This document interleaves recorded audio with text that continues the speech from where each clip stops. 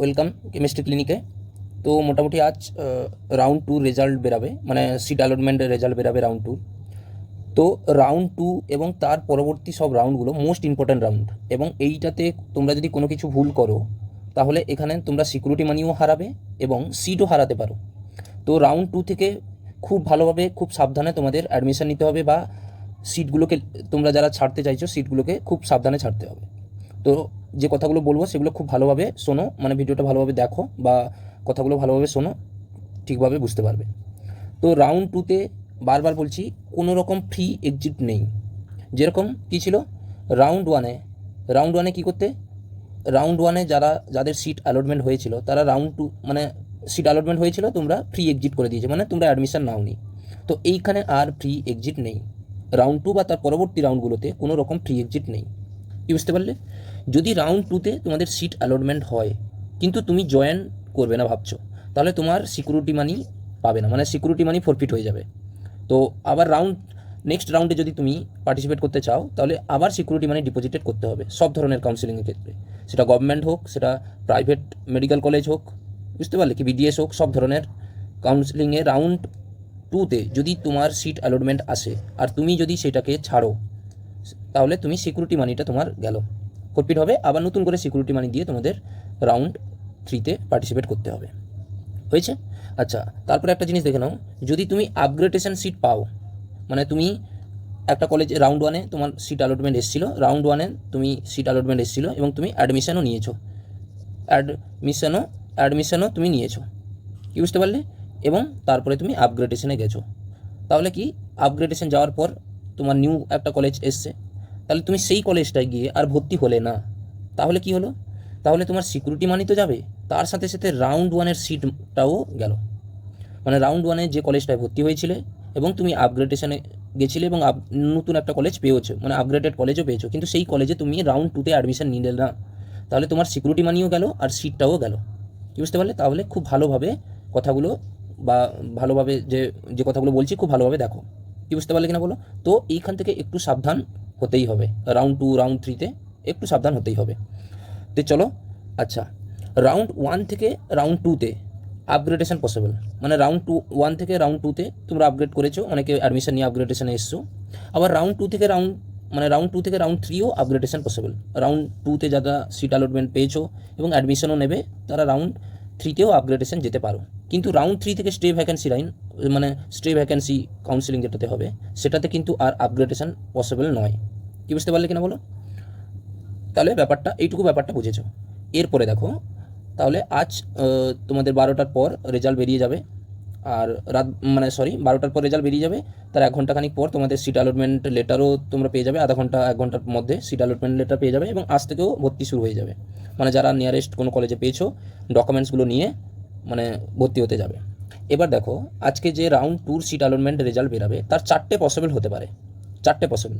তাহলে সব পসিবলগুলো আমি আলোচনা করছি এক এক করে, খুব ভালোভাবে দেখো, বারবার বলছি, না হলে কিন্তু সিকিউরিটি মানি আবার সিটও যেতে পারে। চলো, সমস্ত ধরনের পসিবিলিটি আমরা দেখব রাউন্ড টুর রেজাল্ট আজকে যেটা পাবলিশ হবে সেটা দেখো। সেটা হচ্ছে কি, ভালোভাবে একটু দেখো। রাউন্ড ওয়ানে অ্যালোটেড হয়নি, মানে রাউন্ড ওয়ানে পার্টিসিপেট করেছিলে এবং রাউন্ড ওয়ানে সিট অ্যালট হয়নি, এবং রাউন্ড টুতেও পার্টিসিপেট করেছিলে, সেটাতেও সিট অ্যালটমেন্ট হয়নি, মানে তোমরা সিট পাওনি বা তোমাদের নামে কোনো রকম সিট অ্যালটমেন্ট হয়নি, তারা কিন্তু রাউন্ড থ্রির চয়েস ফিলিং থেকে শুরু করবে। ঠিক আছে? রাউন্ড ওয়ানে তোমরা পার্টিসিপেট করেছিলে, সিট অ্যালটমেন্ট হয়নি, রাউন্ড টুতে তোমাদের সিট অ্যালটমেন্ট হলো না, তারা রাউন্ড থ্রির চয়েস ফিলিং থেকে শুরু করবে। তাহলে রাউন্ড থ্রি চয়েস ফিলিং থেকে যখন শুরু করবে তাদের আর সিকিউরিটি মানি লাগবে না। কি বুঝতে পারলে কিনা বলো? হয়েছে? তাহলে তোমাদের আর সিকিউরিটি মানি লাগছে না। হয়েছে? আর রাউন্ড টুতে যারা ফ্রেশলি রেজিস্টার্ড হয়েছে, মানে ফ্রেশলি যারা, মানে রাউন্ড ওয়ানে তোমরা পার্টিসিপেট করোনি এবং রাউন্ড টুতেই তোমরা ডাইরেক্ট রেজিস্ট্রেশন করে সিকিউরিটি মানি ডিপোজিটেড করে চয়েস ফিলিং করেছো এবং রাউন্ড টুতে তোমাদের কোনো রকম সিট অ্যালটমেন্ট হলো না, তাহলে তারাও কি করবে? তারাও রাউন্ড থ্রিতে পার্টিসিপেট করবে, তাদের ক্ষেত্রেও কিন্তু সিকিউরিটি মানি আর লাগবে না। কি বুঝতে পারলে কিনা বলো? তাহলে যাদের সিট অ্যালটমেন্ট হলো না তারা রাউন্ড থ্রিতে যেতে পারবে উইদাউট লুজ দেয়ার সিকিউরিটি মানি, মানে তোমাদের সিকিউরিটি মানি লুজ হবে না তোমাদের, বা ফরফিট হবে না। হয়েছে? তাহলে এইটা এক ধরনের পসিবিলিটি হতে পারে, মানে রাউন্ড টুতে তোমাদের কোনো রকম সিট অ্যালটমেন্ট হলো না। এবার চলো রাউন্ড টুতে, এটা কিন্তু মোস্ট ইম্পর্ট্যান্ট একটা স্টেপ, সেটা দেখো।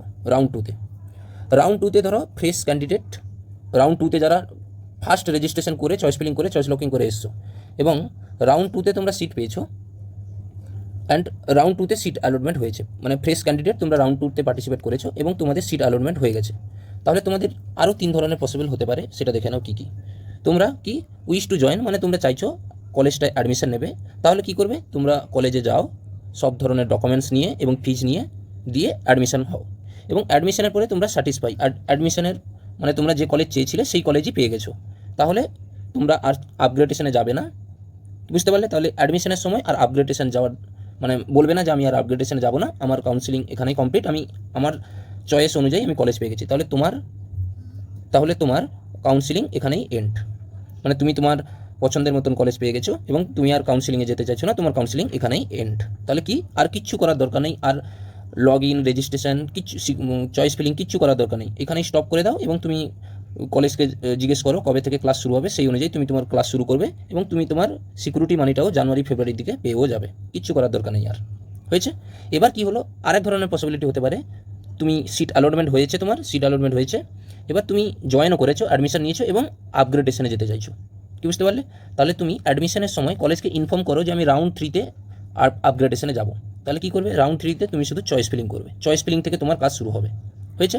তাহলে তুমি কোনো রকম সিকিউরিটি মানি ডিপোজিটেড করতে হবে না, কি বুঝতে পারলে কিনা বলো? তাহলে তুমি অ্যাডমিশন নিয়ে নিয়েছো, রাউন্ড 2-তে তোমার সিট অ্যালটমেন্ট হয়েছিল, অ্যাডমিশন নিয়েছো এবং আপগ্রেডেশনে যেতে চাইছো, তাহলে তুমি চয়েস ফিলিং থেকে শুরু করবে আর কোনো রকম সিকিউরিটি মানি লাগবে না।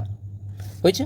এবার এসো, এবার রাউন্ড 2-তে তোমার সিট অ্যালটমেন্ট হয়েছে এবং তুমি সেই সিট কলেজটায় রিপোর্টিং করলে না বা অ্যাডমিশন নিতে গেলে না, তাহলে তুমি তোমার সিকিউরিটি মানিটাকে হারালে, কি বুঝতে পারলে? সিকিউরিটি মানি যতটা ডিপোজিটেড করেছিলে, যেরকম প্রাইভেট, স্টেট কোটায় বা গভর্নমেন্ট বিডিএস যে যেরকমের সিকিউরিটি মানি পে করেছিলে সেইটা তুমি লস করলে, কি বুঝতে পারলে? তাহলে এটাতে আর ফ্রি এক্সিট নেই, রাউন্ড 1 থেকে রাউন্ড 2তে ফ্রি এক্সিট, তখন তোমরা সিট মানে অ্যাডমিশন নাওনি তো সিকিউরিটি মানি তখন যায়নি, কিন্তু এখানে রাউন্ড 2-তে সিকিউরিটি মানি ফরফিট হয়ে যাবে, তো আবার রিডিপোজিটেড করতে হবে তোমাদের, রিডিপোজিটেড সিকিউরিটি মানি আবার ডিপোজিটেড করতে হবে, তারপর রাউন্ড 3 চয়েস ফিলিং তোমরা করতে পারবে, কি বুঝতে পারলে? তাহলে খুব ভালোভাবে বুঝতে পারলে রাউন্ড 2 যদি সিট অ্যালটমেন্ট হয়, যারা ফ্রেশলি ক্যান্ডিডেট আছো, তাহলে এই 3টা হচ্ছে তোমাদের পসিবল, এই 3 ধরনের পসিবল হতে পারে, কি বুঝতে পারলে?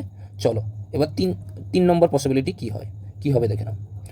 রাউন্ড 1-এ সিট অ্যালটমেন্ট হয়েছিল এবং তুমি অ্যাডমিশন নিয়েছো এবং মানে অ্যাডমিশন নিয়ে নিয়েছো এবং আপগ্রেডেশনে গেছিলে, কি বুঝতে পারলে কিনা বলো? রাউন্ড 1-এ তোমার সিট অ্যালটমেন্ট হয়েছিল এবং তুমি অ্যাডমিশনও নিয়েছিল এবং তুমি আপগ্রেডেশনেও গেছিলে, কিন্তু কি হলো, রাউন্ড 2-তে তুমি কোনো রকম নিউ কলেজ পেলে না, কি বুঝতে পারলে কিনা বলো? তাহলে কি করবে, তোমার কিন্তু রাউন্ড 1-এর যে কলেজটায় তুমি ভর্তি হয়েছিলে, কি বুঝতে পারলে? রাউন্ড 1-এ তুমি কলেজটায় অ্যালোটেড হয়েছিলে এবং তুমি অ্যাডমিশন নিয়েছো সেই কলেজটায় এবং তুমি আপগ্রেডেশনে গেছিলে, তাহলে আর রাউন্ড 2-তে তুমি কোনো রকম নিউ কলেজ পেলে না, তাহলে তোমার ফার্স্ট কলেজটাই, যে কলেজে তুমি অ্যাডমিশন নিয়ে আছো সেই কলেজটাই তোমার রিটেন থাকলো, মানে তোমার সিট গেল না, তুমি সেই কলেজেই স্টুডেন্ট আছো এখনও, তাহলে তুমি কি করবে, রাউন্ড 3 থেকে চয়েস ফিলিং করবে যদি তুমি রাউন্ড 3-তে পার্টিসিপেট করতে চাও, আর তাকে বলা হয় সেকেন্ড আপগ্রেডেশন, সেখানেও তোমার কোনো রকম সিকিউরিটি মানি লস হবে না। তুমি এখানে একটা কাজ করতে পারো, রাউন্ড 1-এ যে কলেজ তুমি অ্যাডমিশন নিয়েছিলে, রাউন্ড 3 যদি একটু দেরিতে শুরু হয় তাহলে তুমি সেই কলেজে গিয়ে ক্লাস করতে পারো, কোনো রকম অসুবিধা নেই, তো ক্লাস করলে রাউন্ড 3-তে যদি তুমি নিউ কলেজ পাও তাহলে তুমি কলেজের সঙ্গে যোগাযোগ করে ক্লাস করতে পারো, কোনো অসুবিধা নেই। রাউন্ড 3-তে যদি তোমার কোনো কলেজ আপডেটেড হয় বা আপগ্রেড হয় তাহলে তুমি সেখানে আবার জয়েন করবে, কি বুঝতে পারলে কিনা বলো? তাহলে এখানেও তোমার কোনো রকম লস হবে না, মানে কি সিকিউরিটি মানিটা কোথায় লস হয়ে যাবে, রাউন্ড 2-তে কোনো কলেজ অ্যালোটেড হয়েছে এবং তুমি সেটাকে লিভ করেছো, ছেড়েছো, তখন তোমার সিকিউরিটি মানি যাবে। আচ্ছা দেখো 4 নম্বর পসিবল কী আছে, 4 নম্বর পসিবল কী আছে দেখো, রাউন্ড 1-এ সিট অ্যালোটেড হয়েছিল এবং তুমি সেটাতে অ্যাডমিশন নিয়েছো এবং আপগ্রেডেশনে গেছিলে এবং তুমি নিউ কলেজও পেয়ে গেছো, সেকেন্ড রাউন্ড 2-তে তুমি নিউ কলেজ পেয়ে গেছো, কি বুঝতে পারলে কিনা বলো? রাউন্ড 2-তে নিউ কলেজ পেয়েছো, তো এখানেও 3 ধরনের পসিবিলিটি হতে পারে, কি এবার রাউন্ড 2-তে তুমি নিউ কলেজ বা আপগ্রেডেড কলেজে যাও, ডকুমেন্টস এবং রিলিভিং লেটার, যেখানে রাউন্ড 1-এ তুমি যে কলেজটা জয়েন হয়েছিলে সেখান থেকে একটা রিলিভিং লেটার নাও এবং সেখান থেকে ডকুমেন্টসগুলো নাও এবং অ্যাডমিশনে নিউ কলেজ যে কলেজটা তুমি রাউন্ড 2-তে পেলে, এবং সেখানে তোমার কি হবে, স্যাটিসফাই হবে তুমি যে আমি স্যাটিসফাই, আর কাউন্সেলিং করাতে চাই না, আমি আমার পছন্দের মতো কলেজ পেয়ে গেছি, তাহলে তোমার কিন্তু কাউন্সেলিং এখানেই কমপ্লিট, এন্ড, কিচ্ছু করার দরকার নেই, আর লগ ইনই করার দরকার নেই ওয়েবসাইটটা, তুমি আপনি সিকিউরিটি মানি পেয়ে যাবে, কি বুঝতে পারলে? সেই জানুয়ারি ফেব্রুয়ারির দিকে পেয়ে যাবে, এটা একটা পসিবল হতে পারে।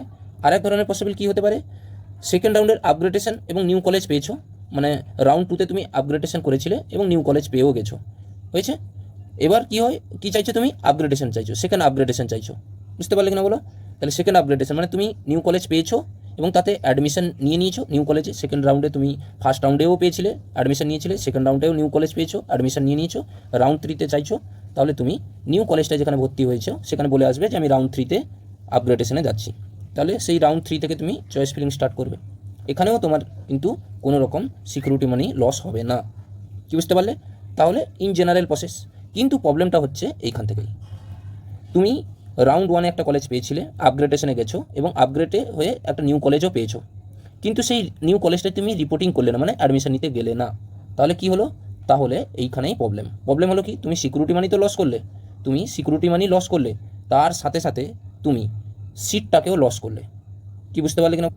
তার সাথে সাথে তুমি সিকিউরিটি মানিটাকেও লস করলে, সিটটাকেও লস করলে, মানে তুমি রাউন্ড 1-এর সিটটাও তোমার গেল, সিকিউরিটি মানিও গেল। তাহলে রাউন্ড 3তে পার্টিসিপেট করতে গেলে তোমাকে কী করতে হবে, আবার সিকিউরিটি মানি তোমাকে রিডিপোজিটেড করতে হবে, আর সিটও নেই, তাহলে রাউন্ড 3তে আবার এইভাবে তুমি পার্টিসিপেট করবে চয়েস ফিলিং থেকে, কি বুঝতে পারলে। তাহলে এই 4টে পসিবল ছিল। তো যাদের বলে রাখি, যারা ফ্রেশলি ক্যান্ডিডেট আছো, রাউন্ড 2তেই এসো, রাউন্ড 1-এ আসোনি তোমরা, মানে রাউন্ড 1-এ তোমরা রেজিস্ট্রেশন করোনি, রাউন্ড 2 থেকেই রেজিস্ট্রেশন করেছো, তারা নিউ কলেজ যারা পেয়েছো তারা ডকুমেন্টসগুলো নিয়ে যাবে, সমস্ত ধরনের অরিজিনাল ডকুমেন্টস উইথ 5 থেকে 6 কপি ফটো, হয়েছে। আর যদি তুমি রাউন্ড 2তে নিউ কলেজ পেয়েছো এবং আপগ্রেডেশনে যেতে চাইছো রাউন্ড 3তে, তাহলে তুমি অ্যাডমিশনের সময় নিশ্চয়ই কলেজকে জানাবে যে আমি রাউন্ড 3তে আপগ্রেডেশনে যাব, হয়েছে। আর গভর্নমেন্টের জন্য তোমাদের ফিজ 6,500 টাকা লাগে, আর সেটা কিন্তু অনলাইন পেমেন্ট করতে হয়। তোমাদের অনলাইন পেমেন্ট মেথড থাকলে ওইটাকে সঙ্গে করে নিয়ে যাও, কি বুঝতে পারলে। তাহলে এতগুলো ছিল তার পসিবল, 4টে পসিবল, খুব ভালোভাবে আশা করি বুঝতে পেরেছো। যদি কোনো রকম কোনো অসুবিধা হয় তাহলে তোমরা কমেন্ট করে জানাতে পারো, আমি অবশ্যই অ্যান্সার দেবো, ঠিক আছে। Thank you. তো ভালোভাবে এই ভিডিওটা খুব ভালোভাবে দেখো, নাহলে তোমাদের সিটও যেতে পারে, সিকিউরিটি মানিও যেতে পারে, ঠিক আছে। Thank you.